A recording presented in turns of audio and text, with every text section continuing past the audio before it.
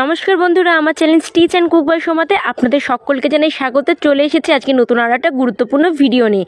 আজকের ভিডিওতে আমি আপনাদেরকে বিয়ের যে লেহেঙ্গা হয় তার যে ব্লাউজ পিস হয় সেটা থেকে পুরো ব্লাউজ কাটিং এবং স্টিচিং সম্পূর্ণটা দেখিয়ে দেবো আজকের এই ভিডিওতে।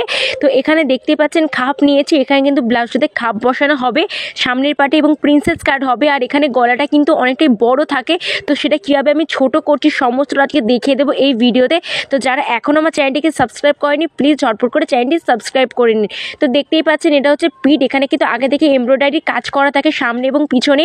আর এর পিঠ কিন্তু অনেকটাই বড় হয়, এটাকে আমি কেটে কীভাবে ছোট করব এবং সম্পূর্ণ ঠিকঠাক মাপের করব সমস্তটা আজকে দেখিয়ে দেবো। তো চলুন আজকের ভিডিওটা শুরু করা যাক। তো প্রথমে এখানে দেখুন আমি লাইনিং কাপড়টা কাটিং করে নেব। তো এখানে প্রথমে ঝুল নিয়ে নেব, ঝুল ছিল 14, তার সঙ্গে 1 ইঞ্চি এক্সট্রা, টোটাল 15তে দাগ দিয়ে দিয়েছি। এবার 2 শুট করে এক্সট্রা নিয়ে নেব, এটা হচ্ছে হুক এবং হুকের ঘরের জন্য, এবং এখান থেকে সমস্ত এবারে মাপ আমাদের নিতে হবে। তো এখানে আমি পুর নিয়েছি 5 ইঞ্চি, আর এই 2 শুট কিন্তু দাগ ছেড়ে মাপটা নিয়েছি। এবার পুর নিয়েছি 5, তার সঙ্গে 1/2 ইঞ্চি এক্সট্রা দিয়ে টোটাল 5.5 দাগ দিয়ে দেবো মোহরার জন্য। তো তারপরে দুটো দাগ এখানে মিলিয়ে দেবো, মিলিয়ে দেওয়ার পর এই ছাতির দাগটাকে সোজা করে বাড়িয়ে দেবো। এটা হচ্ছে আমাদের ছাতির দাগ। তো এখানে ছাতি যা থাকবে আপনাদের তাকে কী করতে হবে, 4 দিয়ে ভাগ করে নিতে হবে। তো আপনাদের যে কোনো ছাতি হোক না কেন, সেটা 32, 34, 36, 30, 42 যা হবে, কিন্তু তাকে আপনারা 4 দিয়ে ভাগ করে নেবেন। তারপর আরও 1.5 ইঞ্চি এক্সট্রা নিয়ে নেব, এটা হচ্ছে পরে আমাদের যদি টাইট হয়ে যায় তার জন্য। এবার দেখুন কোমরের মাপ নিতে হবে, কোমরের মাপও সেম, কোমর যা থাকবে তাকে 4 দিয়ে ভাগ করব। তারপরে 1 ইঞ্চি এক্সট্রা নেব টেকিনের জন্য। তারপর আরও 1.5 ইঞ্চি এক্সট্রা নেব, যেমন আমরা ওপরে নিয়েছি, নিয়ে এখানে পুরো স্ট্রেট করে মিলিয়ে দিয়েছি ওপরের সঙ্গে নিচে। আর সমস্ত মাপ কিন্তু 2 শুট দাগ ছেড়ে নিয়েছি। এবার এখানে দেখুন 1 ইঞ্চি উপরে বগল মোহরা থেকে দাগ দিয়েছি, দিয়ে এটাকে রাউন্ড করে নিয়েছি। এবার পুরো পাটটা কেটে নেব। তো এখানে দেখুন পুরো পাটটা কেটে নিয়েছি। এবার সামনের পাটটা কাটিং করব, তার জন্য কী করতে হবে, এই 2 শুট করে যে কাপড়টা সেটা ছাড়িয়ে এখানে সমস্তটা দাগ পুরো মাপ, মানে যেমন আমরা দাগ দিয়েছিলাম সেরকম হুবহু ছাপটা তুলে নিতে হবে। আর এখানে কিন্তু জয়েন্ট সাইড আছে হাতের দিকটা। তারপরে যেরকম মোহরা ছিল সেরকম আমি মোহরা আবার 5.5 দাগ দিয়ে পুরো করে নিয়েছি।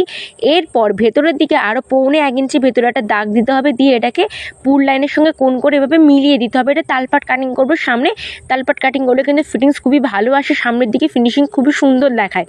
তারপরে 1 ইঞ্চি উপরে একটা কোণ দাগ দিয়েছি, এটাকে গোল শেপ করে দিয়েছি, এটা সামনের তালপাটের জন্য। এবার দেখুন আবার যেরকম আমি কোমরে মাপ নিয়েছিলাম যতটা, সেই মাপটা কিন্তু নিয়ে নেব। তো আপনাদের যত কোমর হবে তাকে কিন্তু 4 দিয়ে ভাগ করে নেবেন। তারপরে দেখুন এখানে এবারে নিতে হবে খাপের জন্য মাপ।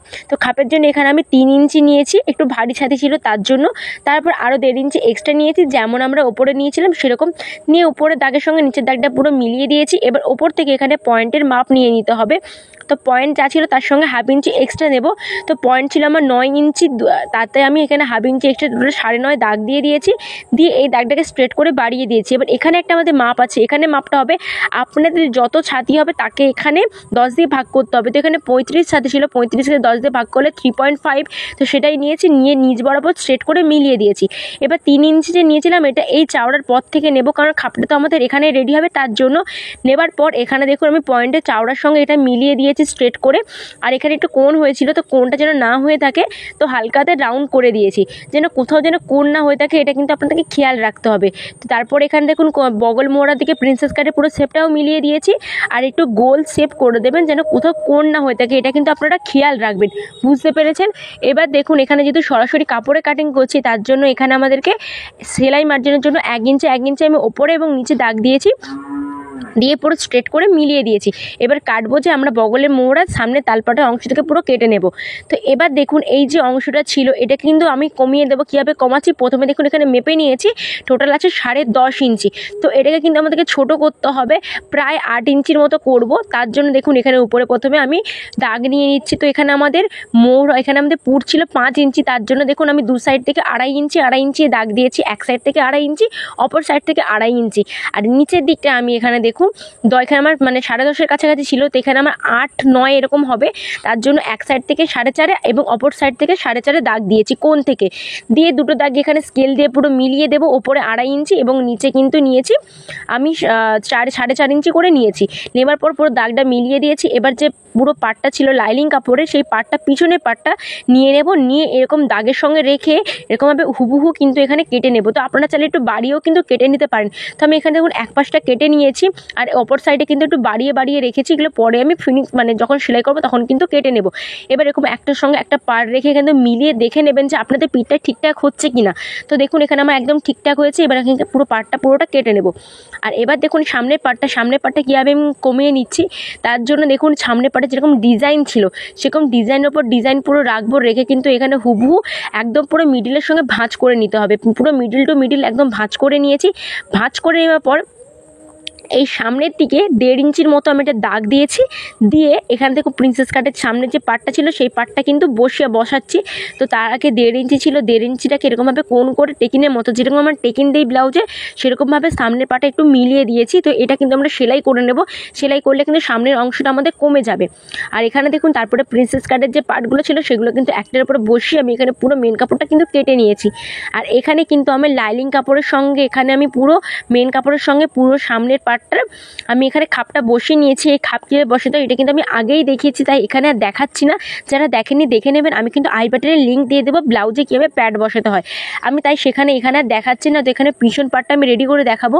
তার জন্য দেখুন লাইনিং কাপড় এবং মেন কাপড় একসঙ্গে ধরা আছে, আর মেন কাপড়টা কিন্তু সোজা দিকে আছে, তার উপরে লাইনিং কাপড় বসানো আছে। বসিয়ে এখান থেকে আমাদের সেলাই করতে হবে। এই দেখুন এখানে কিন্তু আমি প্রথমে মেপে নিচ্ছি, কারণ এখানে আমাদের ফিতে লাগাতে হবে। তার জন্য তো 3 ইঞ্চের নিচে আমি একটা দাগ দিয়ে দিচ্ছি, এখানে আমাদের ফিতে লাগাবো।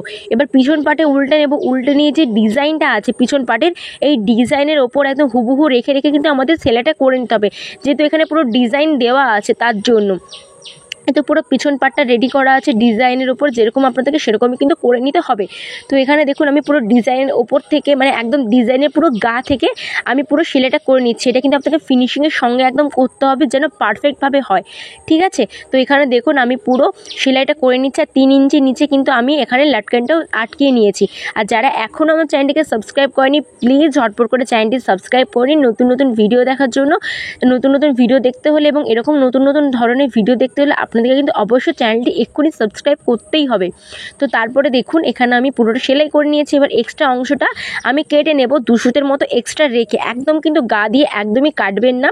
তো এখানে দেখুন আমি 2 সুতের মতো এক্সট্রা রেখে পুরো অংশটা কেটে নিয়েছি। এখানে হালকা হালকা করে কাটও লাগিয়ে দিয়েছি। এবার এর উপর থেকে আমাদেরকে চাপ সেলাই দিতে হবে, আর এমনভাবে কাটবেন যেন পুরো সেলাইটা না কেটে যায়, এটা কিন্তু খেয়াল রাখবেন।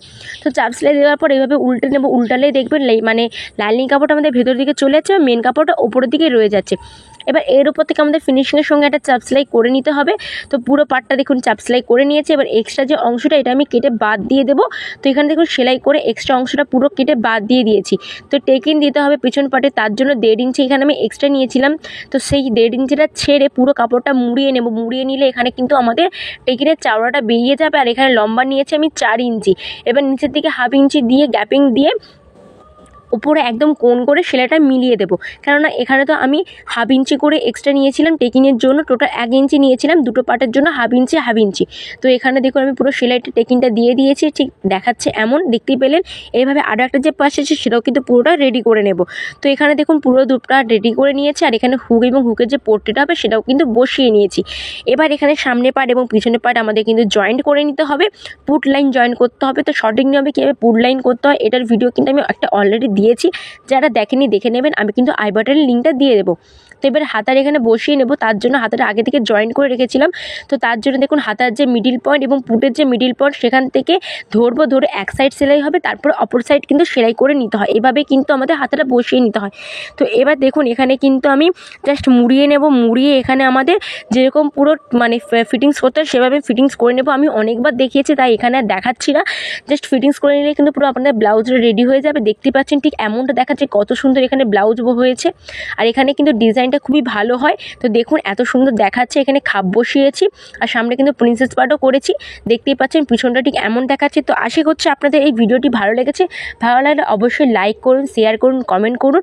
আর এরকম ভিডিও পেতে হলে অবশ্যই কিন্তু চ্যানেলটি এক্ষুনি সাবস্ক্রাইব করুন। দেখা হচ্ছে অন্য কোনো ভিডিওতে। আজকের জন্য টাটা।